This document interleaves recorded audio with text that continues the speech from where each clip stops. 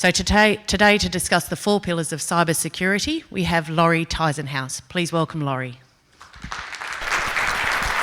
Thank you, everyone. For those of you that have been at the CERT and have already seen this, I am adding some information to it, but if you want to be excused, you may do so. Okay, my name is Laurie Tyzenhaus. I am from Carnegie Mellon University's Software Engineering Institute. I'm in the CERT directory, CERT division, and the threat analysis team is the place where CERT Coordination Center resides. So we're still here. We still do coordination, and so that's why we're keeping the CERT CC. This is our standard licensing information. Okay.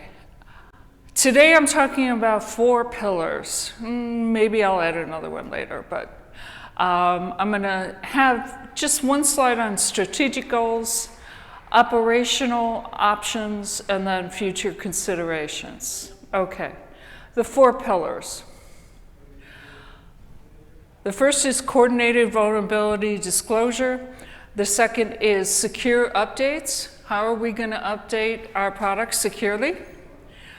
Software bill of materials, SBoMs. A lot of people think that the bombs should be gone. That's a huge problem. End of life, end of security support. So how long is that vendor going to support your products? Or how long are you going to support the products? Okay, I want to give you some resources. At first, you have the Vulnerability Coordination SIG. The next, the Vulnerability Reporting and Data Exchange SIG may go away, but there is a PCERT SIG, and they have a PCERT framework, which is another resource, another way of doing business. The CERT CC wrote the book. We've been in the business for 20 years, and we have updated that book several times. It is available online for free. If you go to kbcert.org, there are many, many resources that you can find there. ISOs. You heard a gentleman talk a little earlier about ISOs. I'm also on the ISO team. 30111 covers the vulnerability handling processes, and 29147 handles the vulnerability disclosure process. It's interesting that they separated those, but they did. I don't know. Okay, so how are you going to implement a CVD program? Well, you can find a provider, a bug bounty, for instance. There are companies all around the world that are doing this process. They will take your money. They will help you set up a web page. They will collect the incident reports, or the vulnerability reports rather, and they will tell you about the problem, about the vulnerability. You know about the problem. You're going to fix the problem for your company. What about everybody else? So that is the big difference between a VDP, a bug bounty program that only does vulnerability collections. They handle reports and they talk to their customer. The customer's paying them. They're not going to do coordination. They're not going to spread the word that this is a big vulnerability. Okay?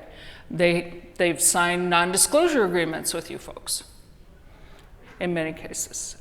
Okay, and they're not bad. I'm not saying they're bad. The Department of Defense actually had a bug bounty program with HackerOne, for instance, and it was hack the Air Force, and then it was hack the Army, and so on and so forth.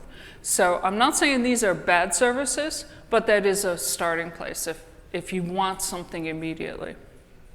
Or you can create your own.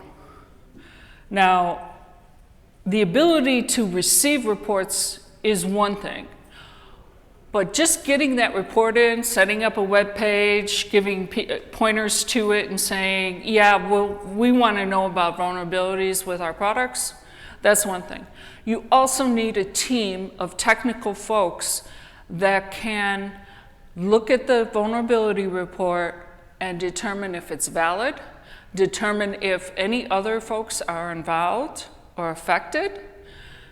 You know, is it something vulnerable actually from one of your suppliers? So this reporting information is more and more important, especially as we focus more on the supply chain. Okay.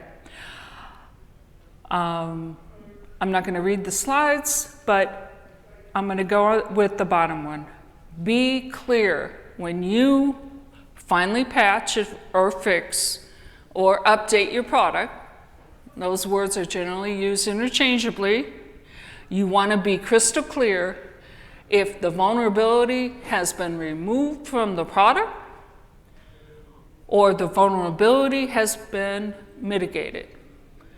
If you're saying it's been mitigated, that tells me you have a Band-Aid on it, and you want to be very careful that there isn't another avenue of attack that can leverage that vulnerability.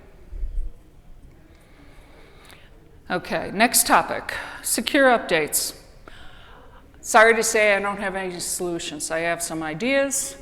Some of these may work. It depends on how large the company is. It depends on how often updates need to be issued. We've learned several things, especially that digital signatures don't work, especially if some bad guys are already in your network and putting extras into your updates. So there is that problem. Some ideas about fixing this problem: maybe send update notifications through a different channel. Some folks use Discord or Signal or closed discussion groups. That may be one way to announce that. But that would be good only if you know everyone that owns your product and is using your product. If you don't know everyone, you need to be public. Okay. Microsoft has been successful with scheduling updates on a regular basis. I feel bad for the Microsoft admins because I assume that they absolutely hate Tuesdays. I believe they get an early release of information, so I don't know if that comes out on the Friday before and ruins their whole weekend, or if they just get it on Monday and then it's just Monday and Tuesday and then testing that patch to make sure that it does what it says it's going to do. So that's another way. A private security mailing list. Sometimes those work, sometimes those don't. And it would take nothing, absolutely nothing, for someone to say forward and forward to another group. And the folks that we believe are affected, now more and more people would know. That's kind of hard to stop. Okay. At the end of the day, you want to have an independent infrastructure, whether it's virtual, physical, whatever, separate from your network, where you can do the testing of those patches that you receive and verify that they do what they say they're going to do, that there's no extra prizes, no extras in there at all. Okay, SBoM. A lot of people cringe. I actually cringe in talking about it, but I think it's important. I know there are folks that are supporting the CSAF and VEX implementations. The US government has come out and said we need to do something about SBoM. So it's open for discussion. I'm waiting for NIST to actually issue something that makes sense. But at the end of the day, the supply chain is a problem. If the vulnerability is in your supplier's software, you have to contact them and have them fix it, unless you can fix it yourself. It's not likely. And then you don't know if that supplier is only selling to you. They're probably not. They're probably selling that particular item to a lot of other people. And if it's vulnerable for you, it may also be vulnerable for other folks. Okay. Downstream, folks believe that they have a list of customers that is solid. They have numbers, they have names, they have phone numbers and addresses. I know who my customers are, and I know I can contact them. Well, in Laurie land, I have a company that is very large. I bought your product early on, and now that I've expanded, I'm going to take that off my network. I'm going to take it out of my system and use something else, of course. And then I'm going to take that item and sell it on eBay, maybe. Sell it to some other smaller company because that's all they can afford is used equipment. There you have a piece of equipment that may have vulnerabilities in it in the future, and you have no idea who that person is or what the name of that company is. I'm not making up eBay. I buy off eBay all the time. I'm sure many of you do. So, okay. So if your company does have an SBoM, and there are some companies out there that are working diligently to write an SBoM and keep it up to date, that's great. That's great. If you have it, is it complete? If you just patched something and you have a new version number, you go from 3.1.12 to 3.1.13, make sure that you update your SBoM. Okay? The date of the patch should be very close to the date of that SBoM. You want to make sure they coincide. All right. I'm not sure how much of this diagram you can see. I stole that off a slide deck from Art Mannion, formerly associated with the CERT CC, now he continues doing good work. At the bottom, there's a little quote that says, if this is your digital infrastructure, whether it's global or just for your country, just for your company, this little project, that little leg holding up the rest of that equipment, and some random Nebraska guy has been working on this diligently since 2003. Well, let me tell you, that Nebraska guy is Uncle Bob, and Uncle Bob has retired. He no longer wants to support that product, and he's going to go live on an island and live on the beach. He's not going to have a computer at all. He's going to be unreachable. What are you going to do? Okay. Open source needs to be supported. I'm totally on board with that. But we also need to know how that affects other pieces of equipment and software. We need to know where they're connected and, is this another attack surface? End of life. Okay, so end of life is very important. And I'm going to use an example of buying a refrigerator. You buy a refrigerator, and depending on all the gadgets and gizmos you have associated with that fridge, you expect the life to be about 10-ish years. Now, if you're going to put multiple drawers in it that are convertible to both freezer and refrigerator, a through the door thing, you put an electronic panel on the front of it, you just cut the life cycle in half. Okay, so those are things to think about. The more complex something is, the shorter the lifespan is. Okay. The other thing you want to think about is you've got a supplier who is deeply discounting a set of products. And why are they doing that? They're doing that because they're clearing out that product and they're no longer going to be supported.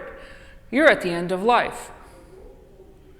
Conversely, that new product that's just coming out hasn't been tested by real life. So you may want to hesitate about buying that brand new product. It may have vulnerabilities that no one's aware of yet. Okay, so try and stay somewhere in the middle of that life cycle. Okay, you don't want the newest thing, the newest toy, the shiny lights, but you also don't want to grab that sale, because that should be a sign that they're no longer going to be supporting that. If you don't have a support contract with that company, who is going to pay them to continue to support that item? Their focus is going to be on their new item. So that is something to think about. Okay, strategic goals. If there's anyone here from CERT, if there's anyone here that is in charge of a budget, anyone here that's a team lead and can direct people, I expect that you will answer all three of these with a yes. Yes, you believe cybersecurity is a serious problem and we need to act. You wish to avoid attacks. Wishing isn't going to help too much, but the thought is there. You are willing to fund and otherwise support cybersecurity measures. So spending the money on the equipment, spending the money on your people, getting them trained up, getting them comfortable with their position, having your other employees understand the importance of protecting the network and how they fit in. Okay, operationally. Some folks will say that's really tactical, and some other folks will say, no, that's operational. I left off tactics entirely and just stayed with operational plans. Okay, do you have the funding? I'm hitting that again. The CERTs, government leaders, government influencers, you need to be concerned if government input will be a deterrent or a catalyst for the direction you need to go in. If they're going to be a deterrent, they need to stay out of it as much as possible, other than funding it. Okay. Determine the work involved in the pillars. Sit down with your staff and identify, first of all, what pillar is most important, and help them help you decide what is the goal, okay? If they don't have buy-in, you're going to be fighting tooth and nail. You're going to have employees that are unhappy with what they're doing. Okay. My other thought is, and I think this has more power than most people think, it can be done in probably 2 weeks. Unless you have a lawyer staff, then it's probably going to take about 2 months. Those people that put out RFPs, those people that purchase on contracts, those people that have that authority should also be asking these questions, or at least some of them. These should be added to the purchasing request. We want a quote on your product. We're going to buy 30 of them, or we're going to buy 30,000 of them. Please answer these questions. If you come in real low and you can't answer those questions, I'm going to have second thoughts about your company. I may take that other company that's $1 more on that 30 product or $30,000 product. Okay, so these are important issues, and if they can't answer them or they don't understand it, I would look for someone who does. Provide documentation. Most of those companies that are mature are going to have the documentation online, and they're going to have it readily available to the public. They will have probably companyname.com/security. Many of them do it a little different, but that's a general idea. And you go to that page, you should be able to confirm the steps they're doing updates, they're notifying customers in advance. Microsoft did. I'm not saying everybody's in Microsoft. Microsoft has told us that they're going to stop supporting Windows 10. Well, they're still supporting older versions, but you know, Uncle Bob is running Windows 7 on his box, so okay. All right. So that's where you want your focus. Future considerations. This one I also stole from Art Mannion, okay? Vendors are now, with the vulnerability reports, they are requesting a proof of concept. And I think that's important. It might be something that we want to implement with those reports. Secondly, there's a URL at the bottom of this page. You may not be able to see it, but if you do a Google search for CISA space Kev, you will find the known exploitable vulnerabilities page, and that is a page that you should probably be alerting. Okay, every time you can sign up for alerts. Every time they posted a new one, you get an email, and you can check on the products. The whole catalog is there. You can do searches as well. Let's do our due diligence to protect ourselves. Okay. ISOs. You heard the gentleman talk about the problem, and I can second that problem. I've seen it firsthand. If you have the interest, if you have the time, and your company is willing to pay the fees for admission, which is an annual fee, I'm not sure the actual number, and maybe it depends on the country. It could be free in some countries. Get involved. This is the place where international standards bring in strategic and operational guidance.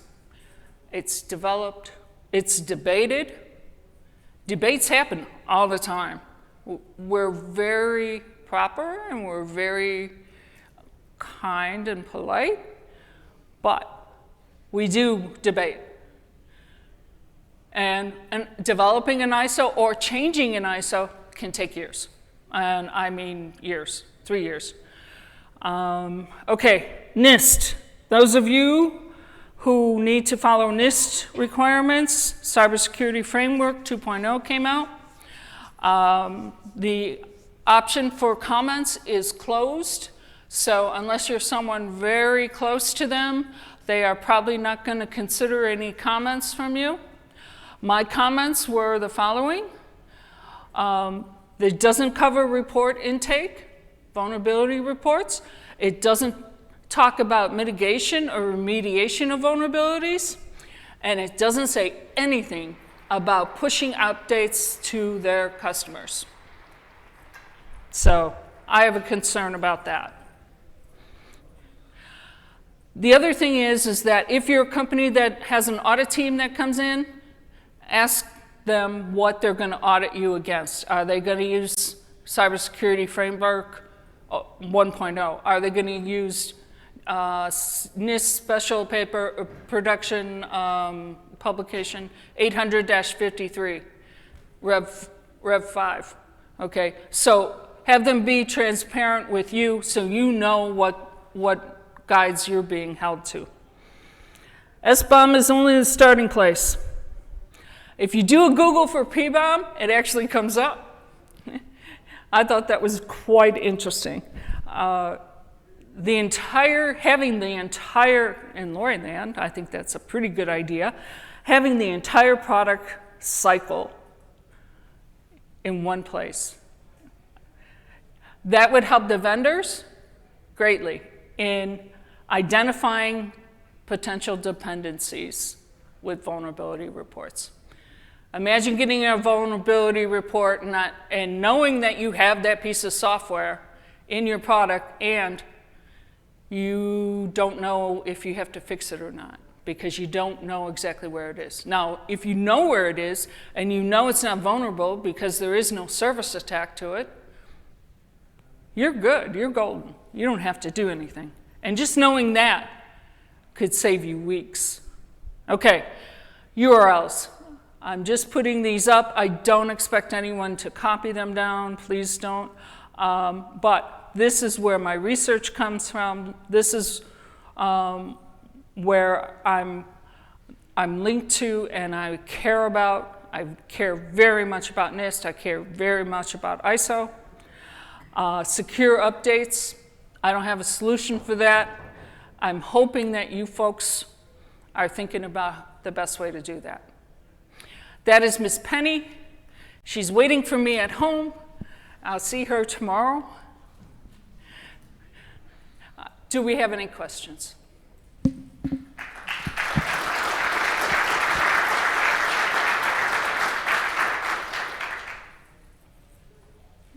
One in the back.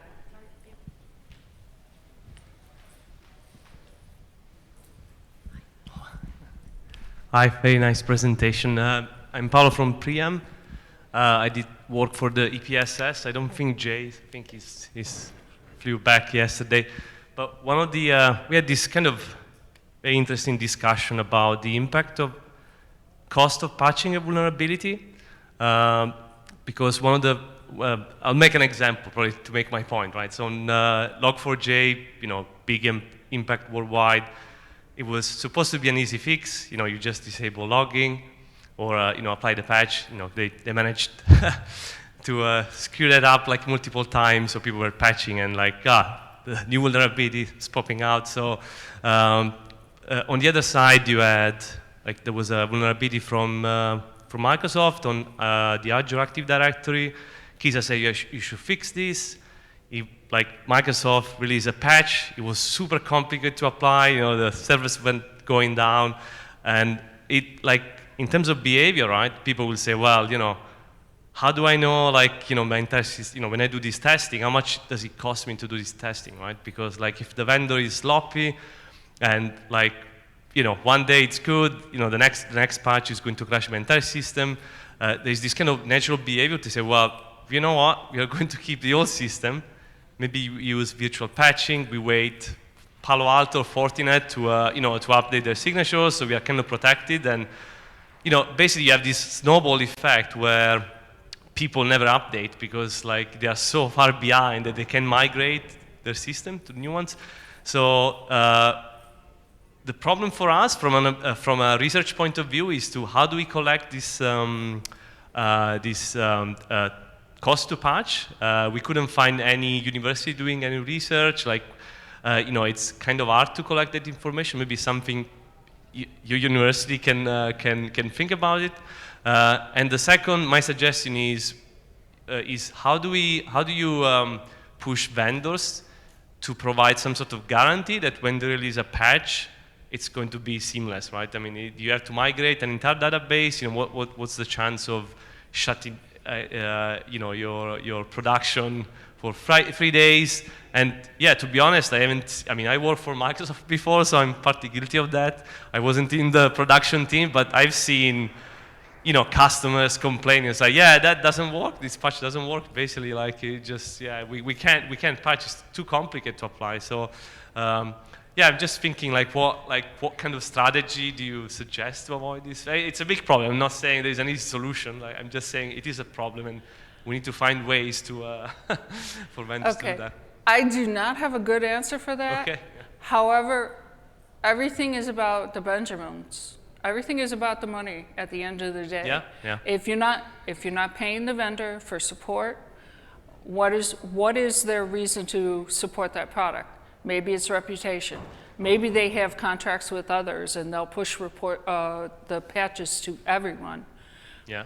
But maybe the contracted people get those patches first. But at the end of the day, I believe it's all about the money. Yeah. Okay. Totally true. Yeah. Thank you. Cool. Anyone else with a question?